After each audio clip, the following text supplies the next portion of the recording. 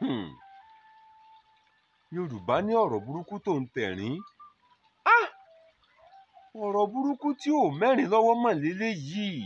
Ọlọ́run ọba ò sì dákun dábọ̀ fi èdénú, fi èdékùn, fi èdé gbogbo ara. Mo lọ́jà, mo ní mo fẹ́ ra iṣu.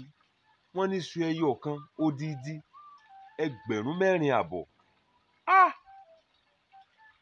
Ọlọ́run, nílẹ̀ tó ń sàn fún wàrà àtoyin, àbí wàrà ti tán ni, àbóyin tiẹ̀ ti gbẹ ni kò yé mi. Ẹ̀yin náà ẹ wò ó, iṣu wá dé yìí tá à ń gé tà lọ́jà. Mélòó èyí lèèyàn fẹ́ rà tí ó yóò yàn nítorí Ọlọ́run. Ẹ̀yin náà ẹ wò ó, ibi abáyédé yìí, wọ́n sì ní báyé bá ṣe bẹ́ẹ̀ bàjẹ́, àwọn àgbààgbà abẹ ni ẹ wo. Ẹ̀yin àgbà, ẹ wá ṣàlàyé sí bó ṣe yẹ kó rí àbí bó ṣe ń rí yìí náà ni ó mọ̀ rí lọ.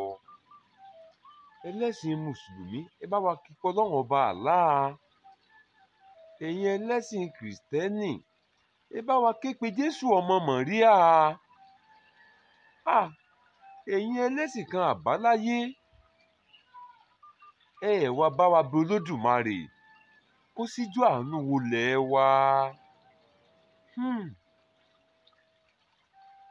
Bó ṣe ń lọ yìí, kò sẹ́nì kankan tó yé o. Ohun tí yóò ṣẹlẹ̀ lọ́la pẹ̀lú, kò sẹ́ni tó níran rẹ̀. Ọlọ́run dákun, má wò wá níran, ìnira yìí tó gẹ́ẹ́.